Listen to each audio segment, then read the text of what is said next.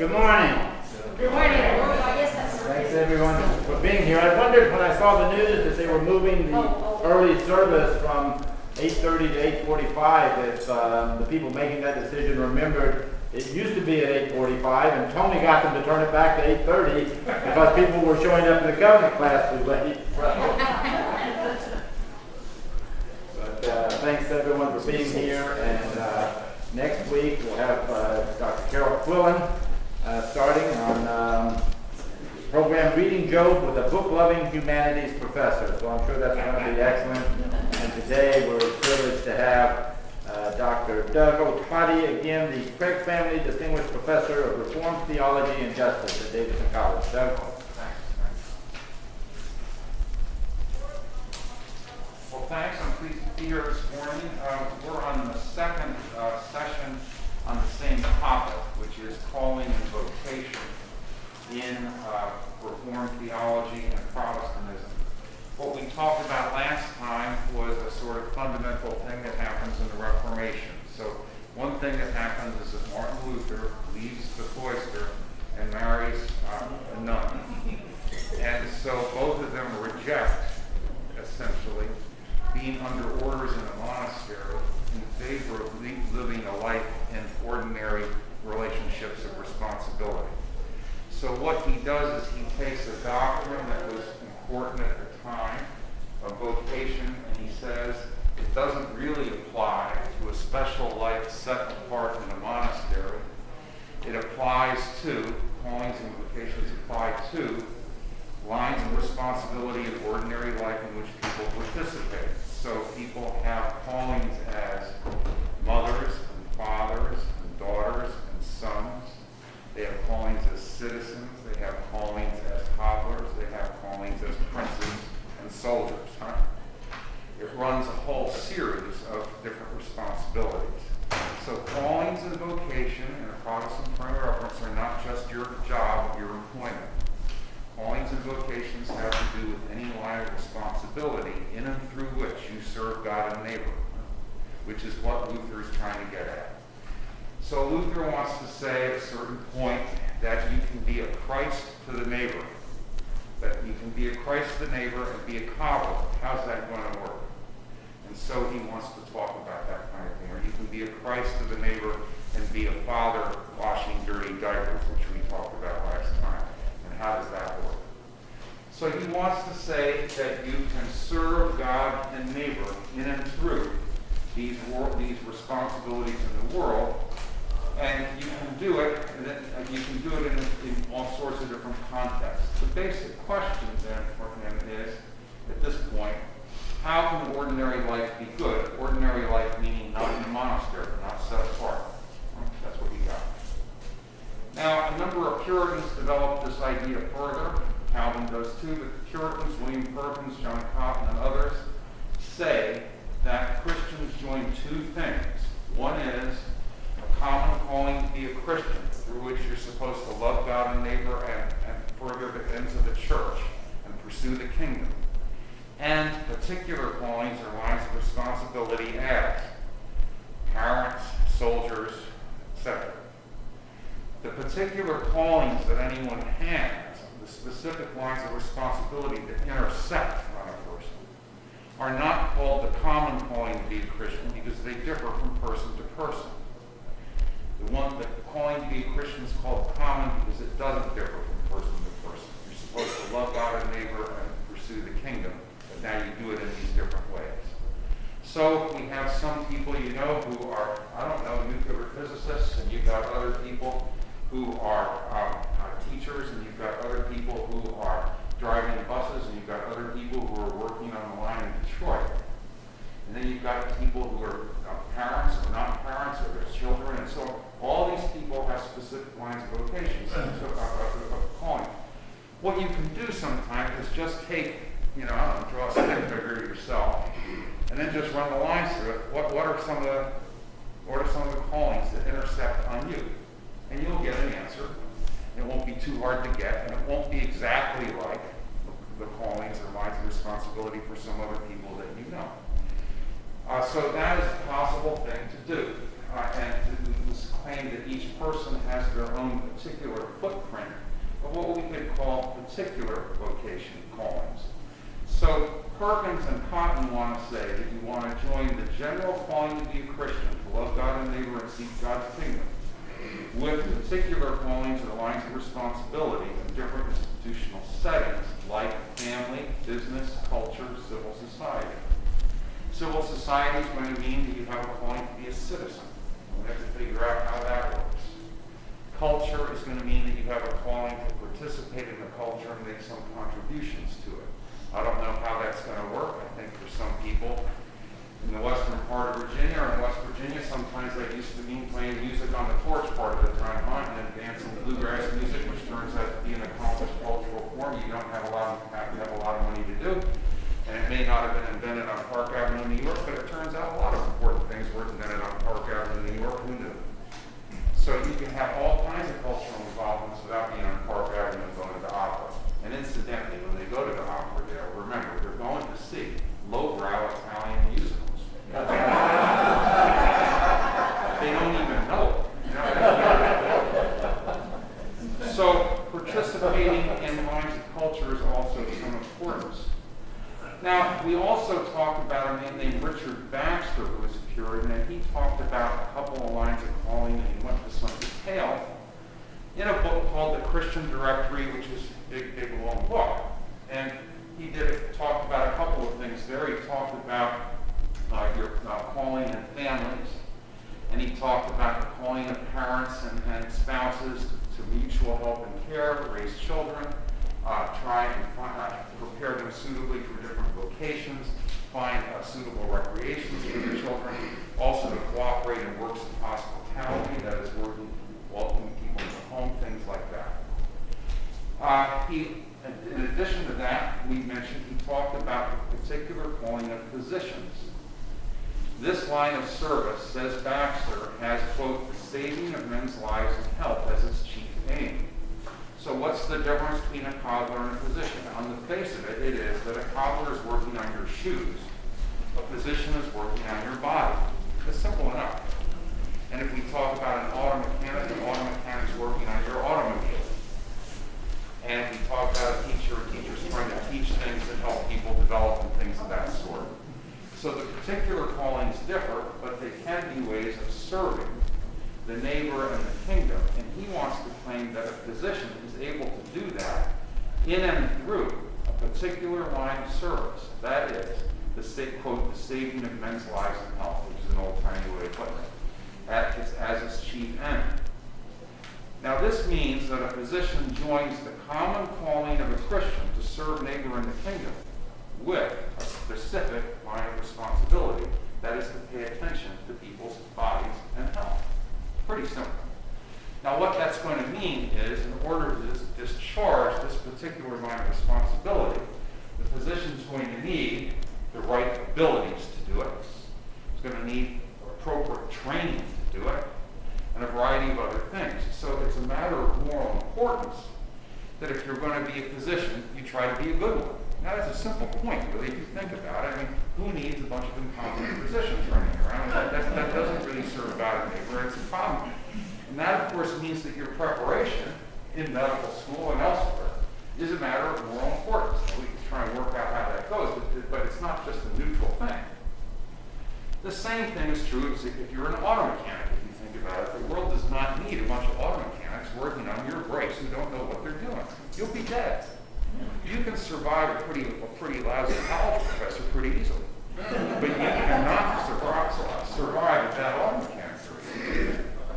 So there's particular training involved in these sorts of things. Now this means then that the physician has to combine this calling to be a Christian and practices of prayer and worship and sacrament with the practices of being a physician, the preparation for that.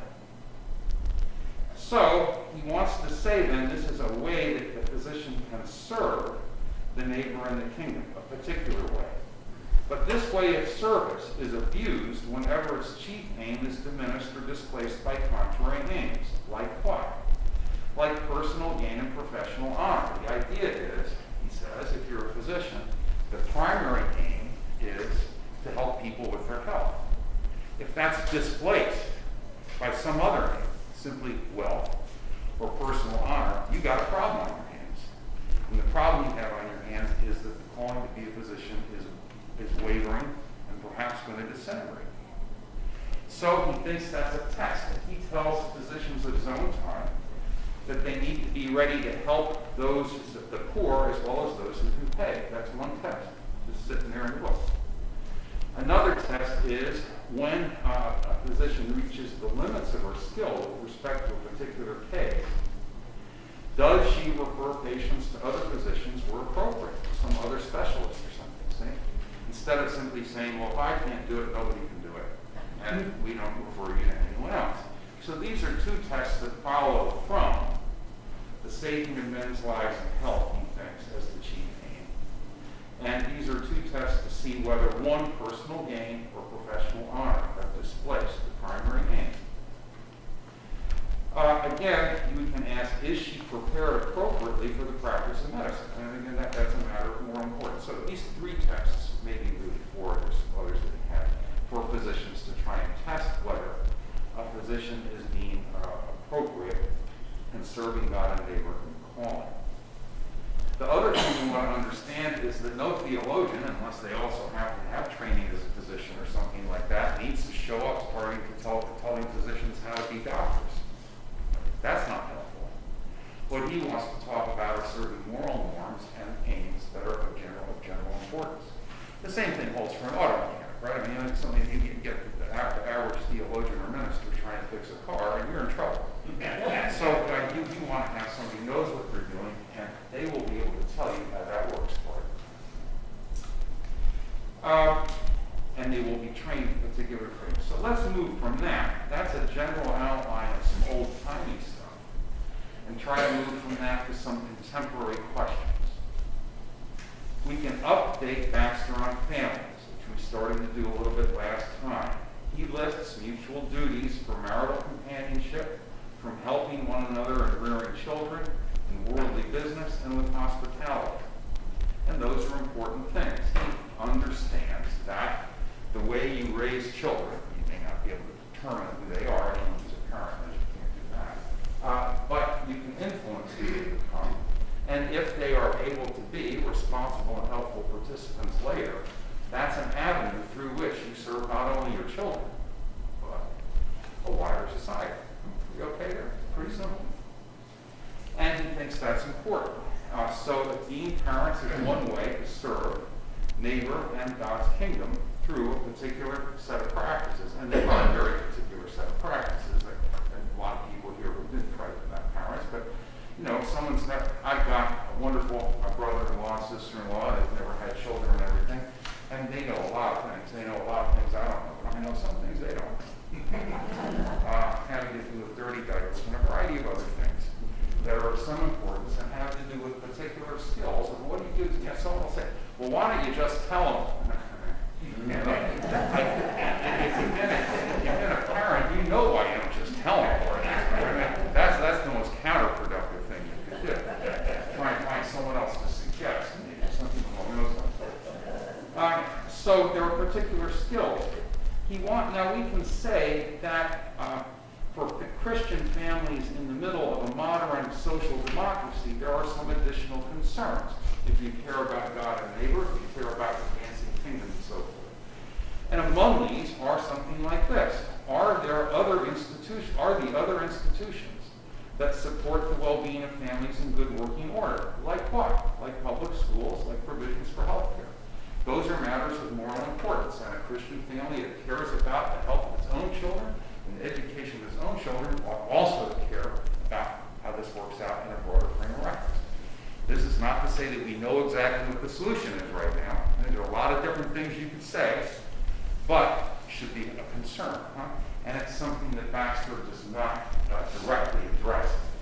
When he talks about parents, now you just think about public schools in this country and other countries.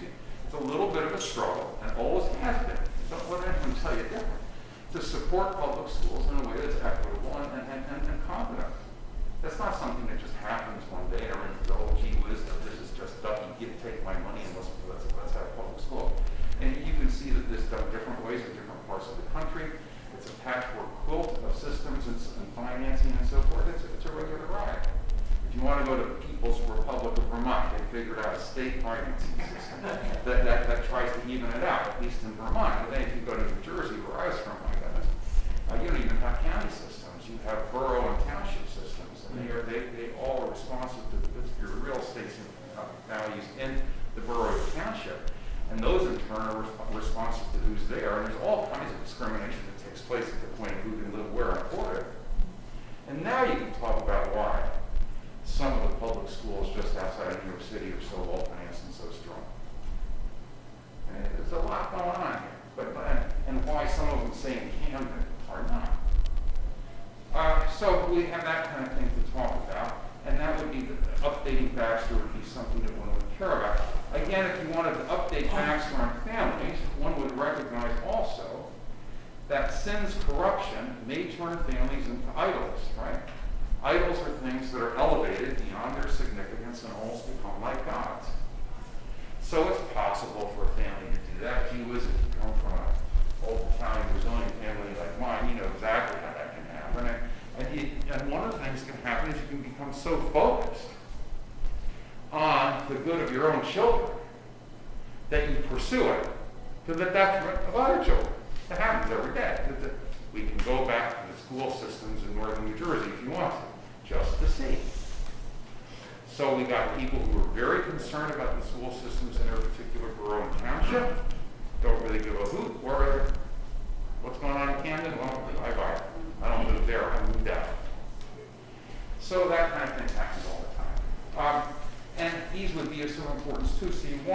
to pursue the social advancement and success of one's own children at the price of destructive consequences for others. That turns the children into the destructive thing, kind of an idol. Well, let's try and update Baxter on some other things in a little more detail. We'll try and update him on medicine. He's got, be ready to commit yourself to long hours of study with able physicians. He can say that. He's talking about individual physicians and how they get their training with other individual physicians. It's a certain system at the time that he is writing. It's not the system that we deploy now. You know, for instance, professional schools only take off in this country in the 19th century. For a long time, the way ministers were trained, they were simply apprenticed to another minister. And then the seminaries came along. And they decided they wanted to have curricula. And the curricula were going to make sure there's some standardization in the training of ministers so they knew some of the same stuff. But then, of course, as soon as that happened, everyone worried that they have enough practical experience. They had to figure out field work. It took them about 60 years to add that to the curriculum.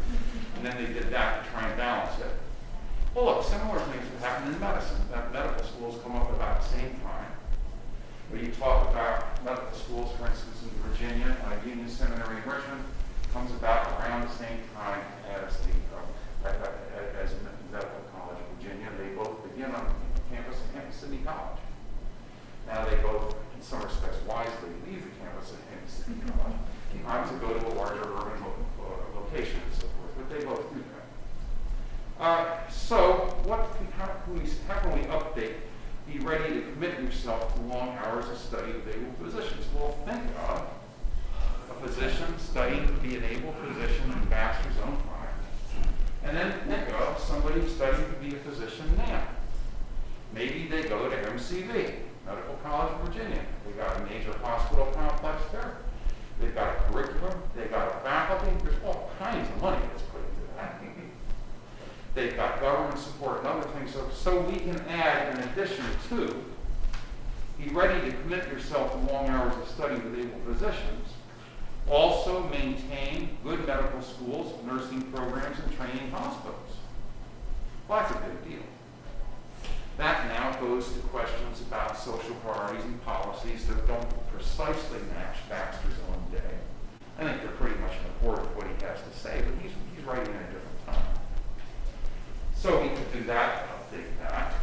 We can also talk about other things. He's got provide medical care for the poor as an individual doctor.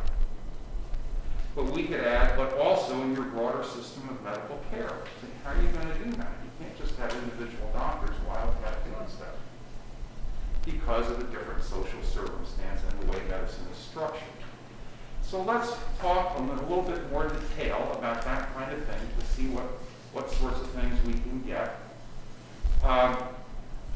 The first thing we want to do before we start talking about and to try and get at some of these solutions, and I don't really know the complete solutions, for questions of medical care and its embodiment in contemporary society, let's just engage in a few brief reflections about a contemporary business to suggest some further complexities and what happens there when you move from just individual physicians to some other sort of circumstance. I used to live near an auto repair shop in Richmond, Virginia, right around the corner from me on Decatur's Garage on MacArthur Avenue. MacArthur Avenue was renamed for General Douglas MacArthur. There it was, it's just about a block long, and that has another name after that, I forget what it is. The auto repair shop had a single owner, 2 long-term employees, and 2 garages, right? So it's 2 bays where you can put in cars and work on them. So it's pretty small. Now, if we, for the moment, don't get into broader social questions such as government policies on transportation and fossil fuels, we can note that the shop pursues wealth by furnishing needed services to customers at a fair price. So that is, it's still there today. A guy named Richie Richards owns it, and so forth and runs it. Providing a needed service at a fair price to constituents. What needed services? Auto repair. You're in Richmond, Virginia. People drive places. They take their kids in cars. They drive to work and so forth. They need these things to run properly.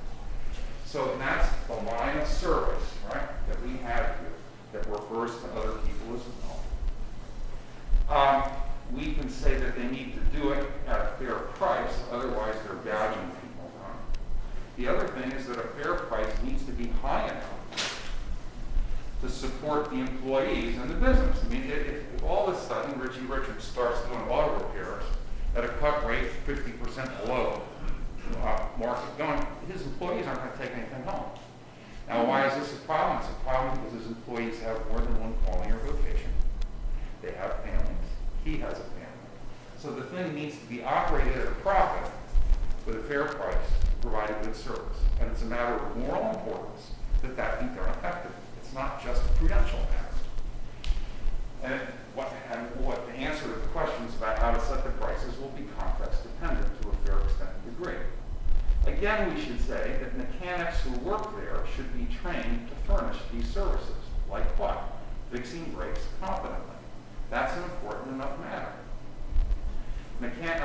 This contributes to the wider public good, since many people in the U.S. need to drive their cars around, they have children in them, themselves in them, and all that. They need things to stop when you hit the brakes. You can tell that if you're driving on Route 77. It's about your only defense.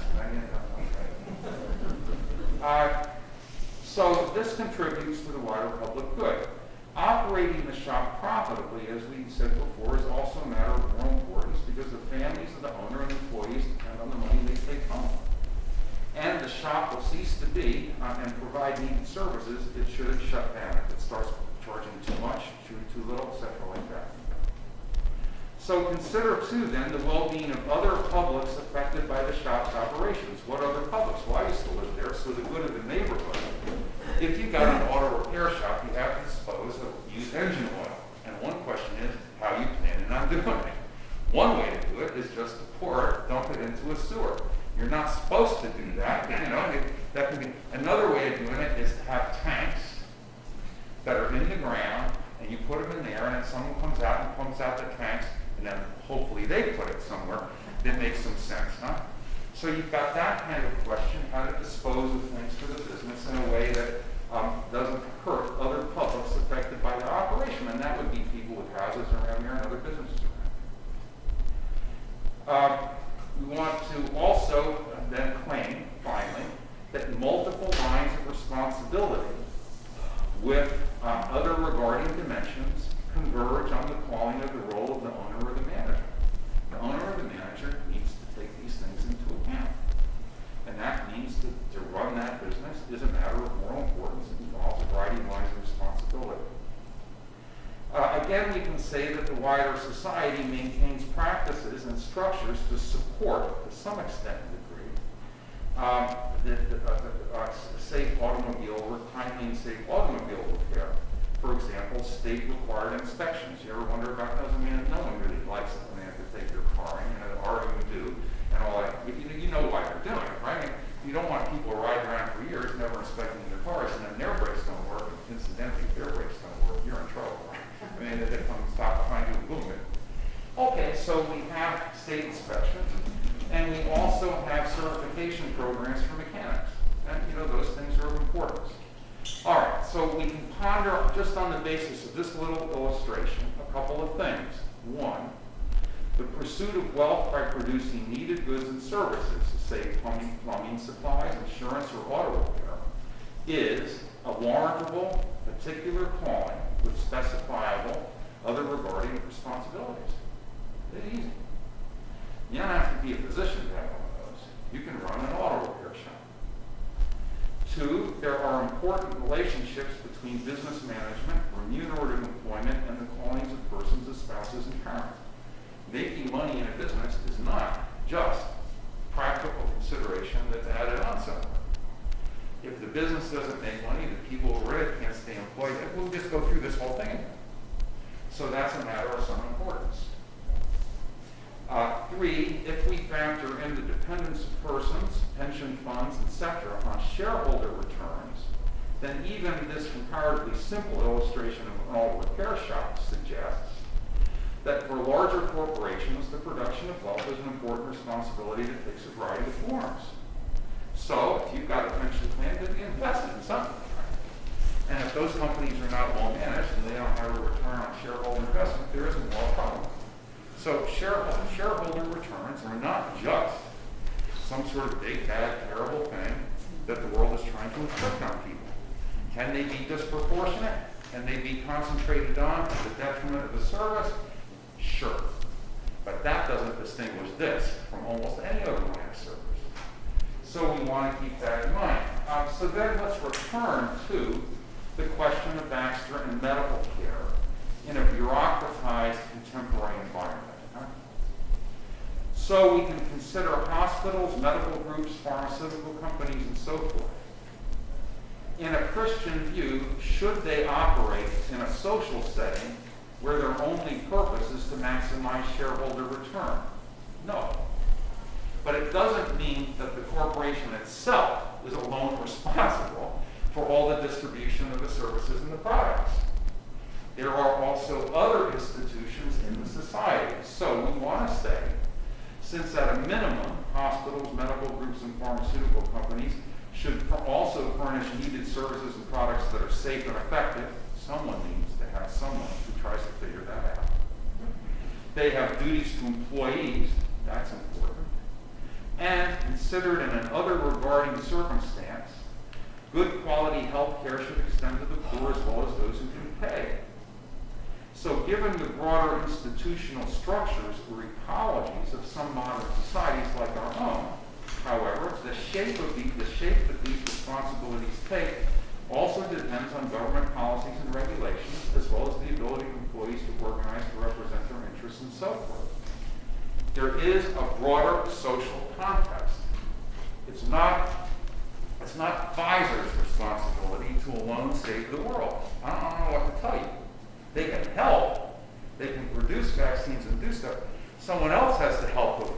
What are the structures by which this thing is distributed and all that? Unless you simply want Pfizer to be omnipotent and take over the world, which may have its own downsides. I mean, I don't think that they're a bad bunch of people, but I don't think I want to be running on that kind of power.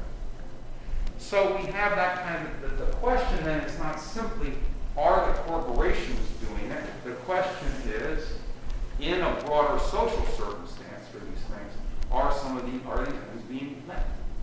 And that's an interesting question. So these things can take a variety of different shapes. Nevertheless, some modern societies render healthcare morally highly problematic. Like what? For example, ones in which medical corporations aim chiefly to maximize shareholder returns, governments fail effectively to distribute medical care to the poor, and employees are unable to represent their own interests. You put that together, you've got the trifecta, and it doesn't work too well. But it can't. The corporation itself is not the only thing at issue. The other thing at issue is the relationship to a variety of other institutions and responsibilities. Okay, so that's to update Baxter on that stuff. Yes, you can ask about medical care. You can update what he's talking about. But when you do update it, you need to take into account how it is that corporations make money, how that is a moral responsibility, and also how the corporation's responsibilities work in terms of a wider social setting and the way it's regulated and adjusted. A lot of different ways of doing that, I expect. I rather like the way Finland does it, but I do recognize that this is not the United States of Finland. I got that. By this time, I figured that much out. Okay, now we have another sort of question that can come up here, which is confronting corruptions in different lines of service. Are some jobs or callings illegitimate or unwarrantable? Luther claimed that that was the case. So did William Perkins claim that that was the case. Perkins' big example was running houses of gambling. I think that's actually not a bad example. But he's got that. We've got some other ones that they're talking about, and Luther wanted to say, well, for instance, you couldn't have a calling to be a thief. That's not responsible. That's not serving God and neighbor. That's taking the money and running. There's a difference, right? And we know that. We wanted to talk about things that would not be legitimate. Well, we want to try and update this stuff again and ask other questions. My late friend Douglas Sperman used to teach at St. Olaf College in Minnesota. Wondered about jobs that, quote, create goods and services that contribute to the welfare of others but require work processes and conditions that are dehumanizing and harmful. His examples were, for instance, labor as it was practiced for some time in sugarcane fields of the Dominican Republic. The question is whether really that's a warrantable calling if you're engaging in those sorts of practices and it has those sorts of consequences for employees. He wonders about that, or wondered. Past tense. He also wondered about the legitimacy of working for tobacco companies. This is Sperman now talking about it. We might add to the list of things to wonder about anyway. Merchants who sell semi-automatic weapons to the public, clothiers whose products are manufactured under dangerous and dehumanizing conditions, and enterprises that fail to limit the production of greenhouse gases. At least those would be candidates we have to talk about. Surely we should list soldiering in the service of persistently unjust and inhumane regimes that routinely torture, terrorize, and target civilians. That's going to be morally problematic. See, it may be that under many circumstances, being a soldier is a legitimate calling vocation. Maybe under certain circumstances it becomes so corrupted that it isn't. And that's possible. Moreover, recent practices in finance and drug manufacturing, as well as the behavior of executives and media personalities exposed by the Me Too movement, indicate that there are at least as many ways to abuse legitimate callings today as there ever have been. I mean, you can read Calvin on this. There's no calling in which a great deal of abuse is not committed, and you think, oh boy, calm down, and then you start thinking, well, wait a minute. If I read the paper, what do I got here? Legitimate callings can be abused. So you can see that too. Now let me just give one sort of specific instance and what some guy did, and it can be a kind of an illustration. In June 2018, U.S. federal authorities were separating undocumented immigrant families to deter others from crossing over its southern border. New information to this day is still emerging. We don't have it all. But it seems at least 2,300 students, children, I figure by now higher, were split from their parents. The president apparently halted the practice, though a Pentagon spokesman at the same time said the government was preparing to shelter as many as 20,000 migrant children on 4 military bases. And it remained unclear just what would happen to those already separated from their families, as well as how families and children would be held going forward. Those things were not known. Public Broadcasting Service, for example, showed distraught children in cages in which minors were being detained. Just before the president reversed his policy, some air carriers, including Frontier, United, and Southwest, asked the government to stop using their flights to transport children separated from families by immigration authorities. American Airlines said, quote, "We have requested the federal government to immediately refrain from using Americans for the purpose of transporting children who have been separated from their families due to current immigration policy. We have no desire to be associated with separating families or worse, to profit from it," end quote. That was their statement. These statements, these lines, may have been precipitated partly by flight crews who, as one commentator said, were struggling with the question of participating in a process that they feel deeply immoral. A man named Hunt Palmquist, I assume that Hunt is short for Hunter, but I don't know that from looking at the articles. A man named Hunt Palmquist, a Dallas-based flight attendant, posted a statement on Facebook, later published by the Houston Chronicle. In it, he describes the disturbing experience of working 2 flights on which immigration and customs enforcement agents accompanied, quote, migrant children approximately 4 to 11 years old who had been separated from their families and were being flown to a, quote, relocation site. He says, "It occurs to me that I may as well have been a collaborator in their transport."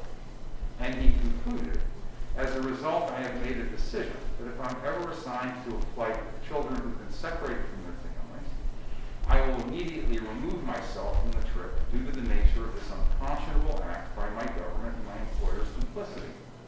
He adds that he has spoken to other flight attendants who pledged to do the same, and that, quote, "This inhumane separation of migrant children from their families is against the morals and principles instilled in me, as well as my religious and spiritual teachings," end quote. Now, the statements by the airlines, I think, which are genuine enough in some way, are in part responsive to the public appearance of doing this sort of stuff once you make an issue out of it with flight attendants and things of that sort. There's nothing unusual in that. You've got to find out about things somehow, and there are different interests involved. I don't know whether Mr. Palmquist Blomquist is a church member. If he's not, maybe we could revise an old idea of Karl Rahner, a Roman Catholic theologian, that talks about anonymous Christians or something like that.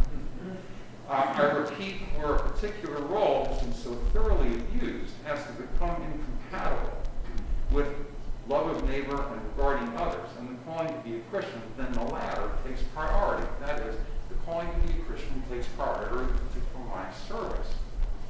The particular line of service needs to be a way to serve others. Both Christians and others have grounds to conscientiously object and to refuse and decry the practices in question. So it's possible, I think, to argue that in our own time and place, under certain circumstances, a Christian might conscientiously object to a line of service and employment and remove themselves. That's what this guy is talking about, though I have no idea whether he's Christian. So we have a number of things here: a competent and dedicated mechanic, a conscientious physician, an attentive parent, a morally aware flight attendant, executives sensitive to the moral judgments of their customers, airline executives. Compared with the stories of martyred reformers, these may seem ordinary and unheroic, but in Luther's terms, they are faithful and significant just the same. They are attempts to lead a faithful life. Okay, so we've got that much being said here. Let's talk about some other sorts of questions that come up in the contemporary world. Matters of life balance. That's a big one on this campus, and it's a big one in this culture. We could go to other cultures and talk about things, but we'll stick more or less, I think, with contemporary things here. In a contemporary context, the idea is that sometimes people work so hard or have so many demands placed on them by certain things that they neglect other lines of responsibility. That's the way the notion of calling or vocation would handle that. So if someone is working at remunerative employment so assiduously that they don't do anything with their children, or perhaps simply are not allowed to have time to do anything with their children, there is a potential problem here. We call it life balance a lot because it's a very psychological age, but nevertheless, we could talk in some detail about that in terms of calling a vocation. You want to recall that people participate in multiple lines of service in many different settings as parents, spouses, citizens, participants in a culture. So the question here would be, can a calling, a line of service, become so outsized or egregiously demanding that it severely diminishes important responsibilities in one's other callings? That would be the way you would put that in these terms. And it's possible to argue that that can be the case. We have some related questions: employment and the dignity of persons. Remunerative employment may contribute to a person's additional callings and responsibilities, like providing for children, supporting cultural participation, and a variety of other things. That's clearly the case. This indicates that one way that jobs may be meaningful and support the dignity of persons, or their ability to direct their own lives in ways that develop inherent capacities to participate and uphold basic social relationships. This is one way that jobs do that. And this will mean that there are other ways to be meaningful, also producing a needed product or service, enabling the excellent development of creative capacities. A good auto mechanic, if you ever know one, is sometimes very proud that they know what to do with those automobiles and someone else doesn't. And know how to fix it at a good price and all that kind of stuff. And there's almost a kind of an art or something to it. I mean, they're in there enjoying themselves, some of them, doing that kind of stuff. You don't have to be some sort of highfalutin professor to think that your job offers you opportunities to develop excellent creative capacities. You can be an auto mechanic. I used to work with a number of them. So that's an entirely possible thing to do. What's this going to mean? This is going to mean that, one, there are a lot of ways in which remunerative employment can be meaningful. It doesn't have to be that you're on the cover of Time magazine, or that you get brought up on charges for making too much money in Silicon Valley or something like that. That there are other things you can do too. And there are plenty of people who are working jobs that maybe of themselves are not immediately all that inspiring from some people's points of view. But they make some money and helps contribute to other things that they value. Being a parent, being a son, and those are meaningful things. So you don't want to start running right out of the room and deciding that anyone that doesn't have a job that doesn't involve, I don't know, painting on oil on canvas, doesn't have a meaningful job. That's not really true. You can be a farmer and have a meaningful job in a whole bunch of different ways, and you can work like a devil and never be able to leave home. If you think about it, my uncle would have a farm. You flat can't go anywhere if you have a small farm. There's no day off. Maybe you get someone else in. Okay. So there are a lot of ways to have a meaningful job, but there are ways for this not to work out so well. Let me give you two sorts of illustrations. One is in today's New York Times, actually. It's a 38-year-old German auto worker who works for Mercedes-Daimler. He makes $70,000 per year, and he does it in a German social democracy. He has 8 weeks of paid vacation per year. He is proud of the product they make. The article should tell you he polishes the star on it because that's made in Germany. He made that thing, and it's a good piece of machinery. He's worked there for over 10 years. He would like to work there for the rest of his career. They've got a photo of him playing with his daughter in Stuttgart, maybe during one of those 8 weeks of paid vacation per year where he actually gets a chance to be a parent and do some stuff. It's also German social democracy time, so you know that the healthcare stuff is pretty good. Educational systems are pretty broadly available and so forth. The guy seems tolerant, but he's worried. He's worried because they're not going to be able to keep making gasoline internal combustion engines forever. And what's the transition going to be like, and will the job still be there 10 years from now? It's a legitimate worry. I would like to point out that you have a number of other workers who are worried about a decade from now in this country about whether they have a job. They're in tolerably better condition than some other workers. But we've got that kind of thing there. So we've got this set up, and he's got a variety of ways of doing this. I think the man finds his job meaningful. He thinks he's good at it. He's proud of the product, and it contributes to other things that he does. Now, it can't be done all the time, huh? But you can see it done there. Meanwhile, a couple of weeks ago in the Post, there was a guy who got laid off during the pandemic in this country who's not returned to a low-paying service job without benefits. So he's working like, one of those architecturally beautiful things you can pull him along the highway and get a hamburger or something. And he's there to... Now, you've got problems here. And what are the problems? One, they don't give him enough hours to get any benefits. Two, the pay is comparatively low.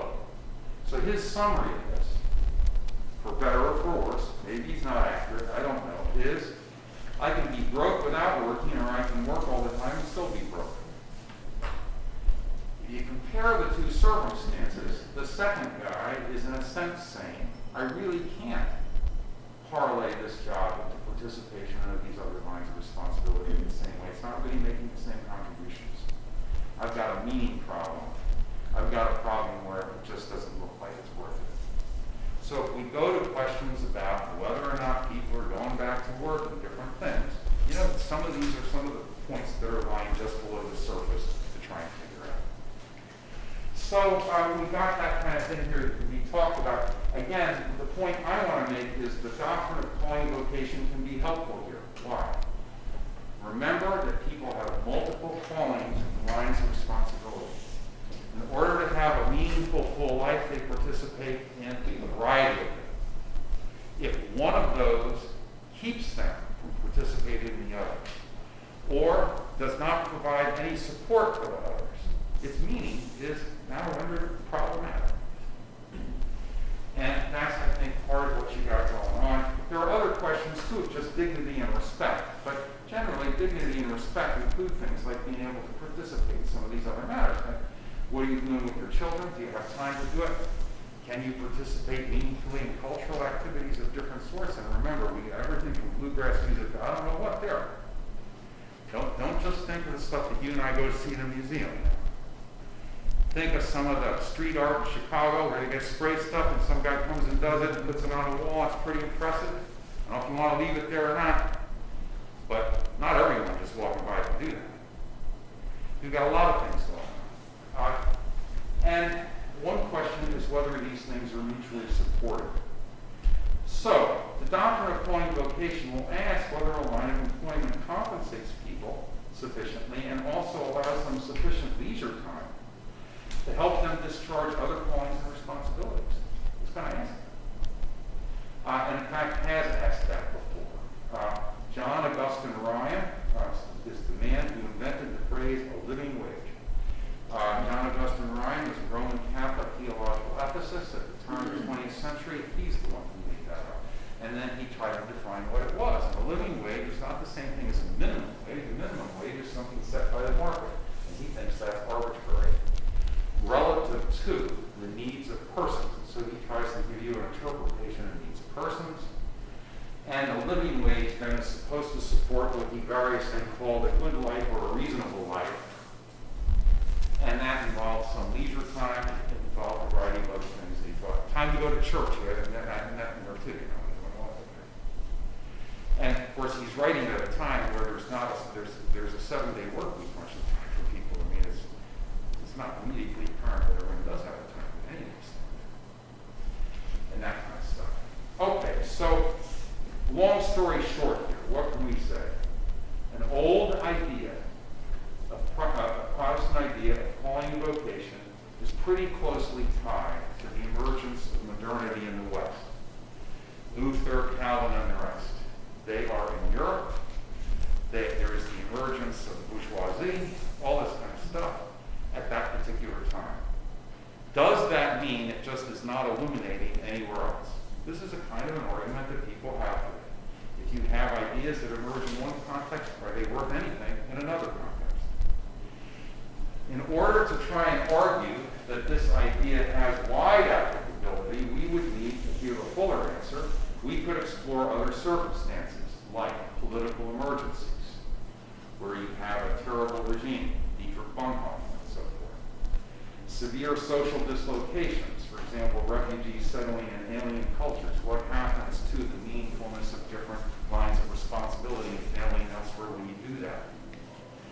Or circumstances of social failure, a complete breakdown of civil order, and they have looting and things like that. How do these things work? I want to say that I think you can take this doctrine and address those sorts of things or illumine certain features of those circumstances, but we've not done that here. We have explored, I think, enough to suggest that the old idea of calling vocation can illumine a number of social settings other than the one in which it arose. It did not arise in a situation of corporate medicine. It did not arise in a variety of these circumstances. And also that it refuses to endorse uncritically whatever our culture just happens to determine for roles and practices at the moment. It has a critical edge to it. So, my conclusion is, overall, the thing is still a qualified success, right? That is, the notion of calling a vocation, set up with Luther, Calvin, and these Puritans, is not vacated of all meaning. You do have to update the thing. If you just sit there and talk about individual positions and so forth, it's not going to address the current circumstance. But it's a pretty good setup, and it still has some ways to go. It is true that it comes from a particular time and place. That is true. But in fact, that's true of all ideas, like all wine, right? Every bottle of wine has a provenance, and if you come across a bottle of wine and you can't figure out what the provenance is, my advice is that if you have an alternative, don't drink it. You want to know where it comes from. They all come from somewhere in particular, but that they come from somewhere in particular doesn't mean they are simply no good. Everything comes from somewhere in particular. People are like that too, and you want to ask it that. And this idea comes from someplace, but it still has some possibilities. Well, anyway, that's everything I want to say about that. And we can talk about whatever we have a few minutes anyway, I think, right? Yeah. Yep. Scott. Okay, I think we've got a moral question here. Yeah. First, there is a breakthrough technology with the RNA use of creating a vaccine. There are basically two companies that have this technology. Right. They refuse to share it with any other companies to develop a vaccine for a pandemic. Yeah. And Where's the moral justification in that? So this, I think, is a really interesting question, and it goes to this question of what you do in corporatized environments and things of that sort.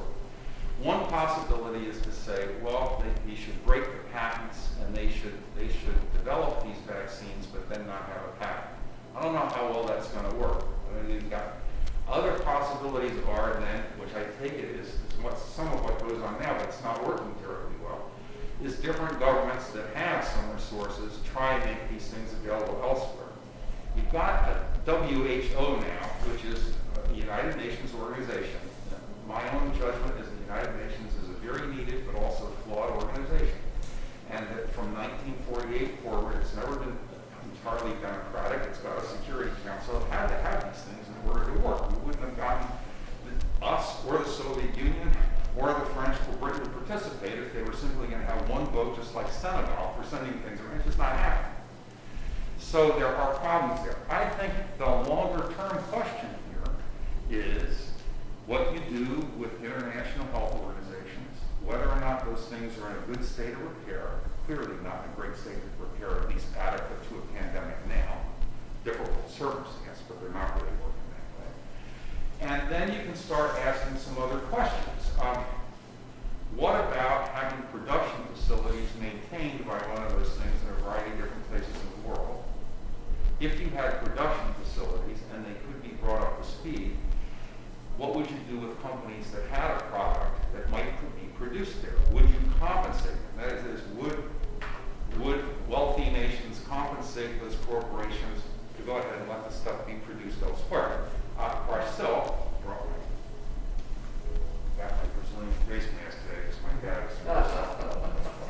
has been a world leader sometimes in the production of vaccines, snake farm and so forth. There are facilities. So one question is whether, and I fear I know the answer to this question, whether when you get on a certain side of this thing, the world will remember, the nations with resources, that some kind of international agency for world health needs to be strong enough to be able to be a place where you can ask those sorts of questions and introduce those sorts of solutions. My fear is that at the present time, we got some people saying, well, no one should ever do anything, or the corporations themselves are simply responsible. And I think, yeah, everyone's responsible, but the corporations operate in an environment. My own feeling about this, don't go by me, is they did the part of it they were supposed to do tolerably well. They came up with the vaccines. The governments have not done a great job of trying to set up organizations that can distribute and manufacture and figuring out how to compensate some of these companies if they're going to let things be produced elsewhere. So I think we have a circumstance that has indicated that we have some pretty good capabilities in different ways.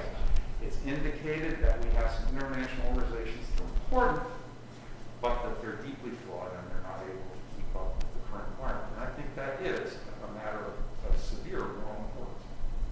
Yes, sir. There's another wrinkle to that. Pfizer developed the vaccine with its own financing. Right.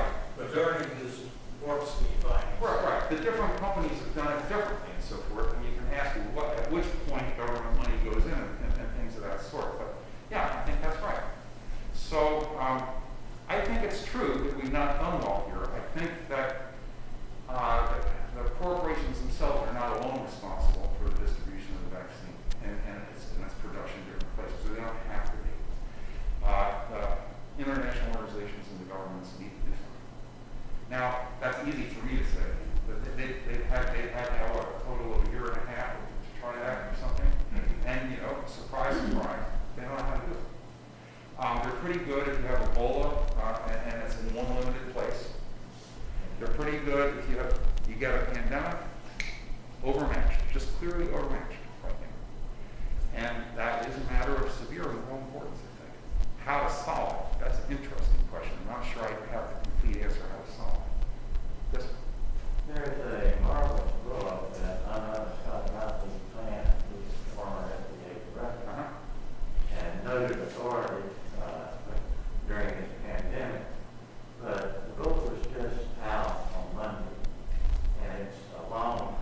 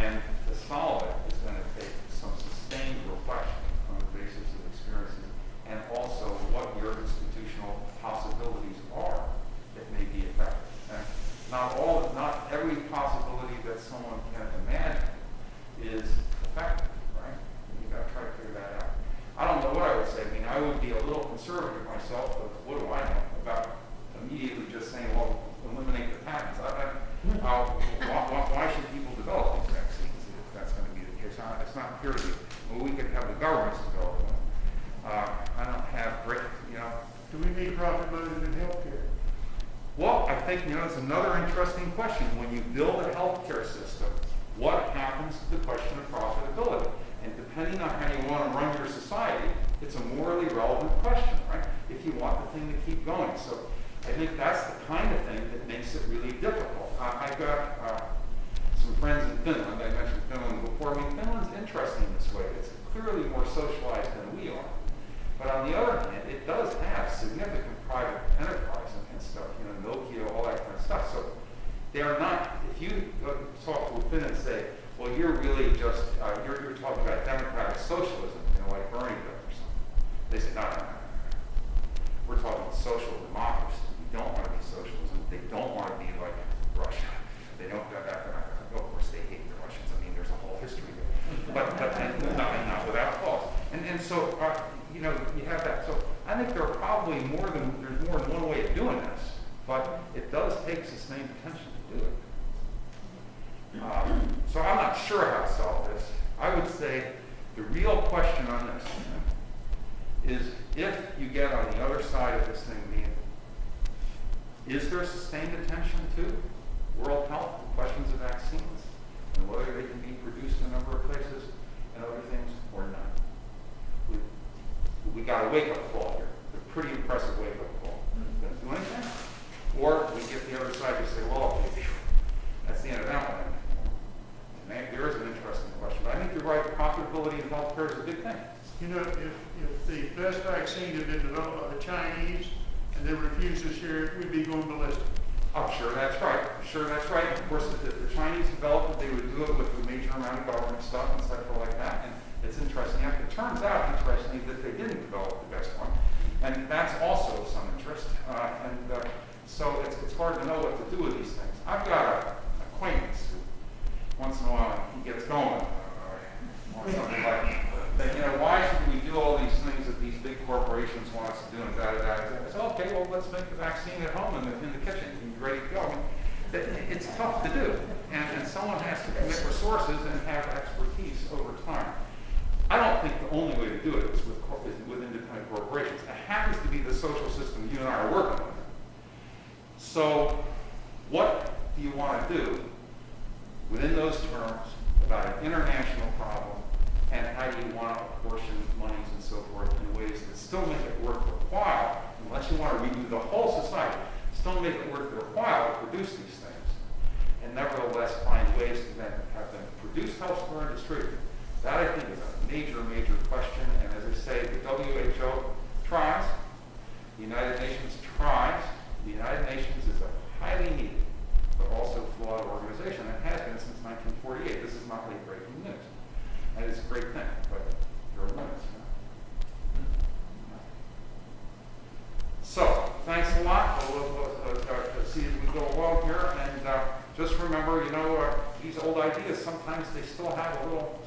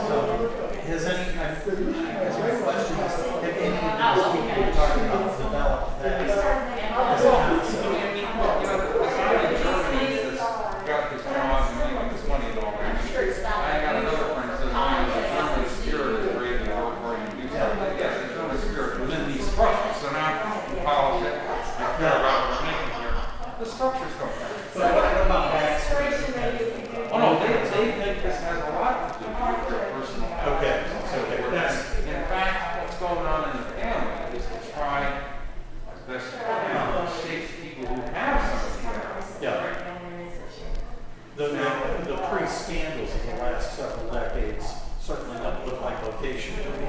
Well, yeah, what they look like at best is just gross abuse. Yeah.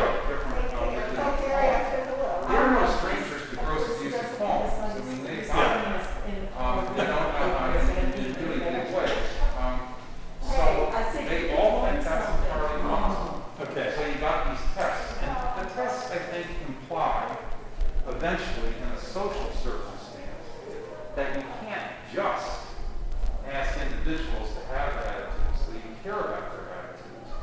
And in addition to their attitudes, you will have certain tests, and you're going to try and uphold certain ideas socially and make them stick. But, you know, after you do all that, you're still going to have all that. Yeah, it's an interesting, a huge, Right.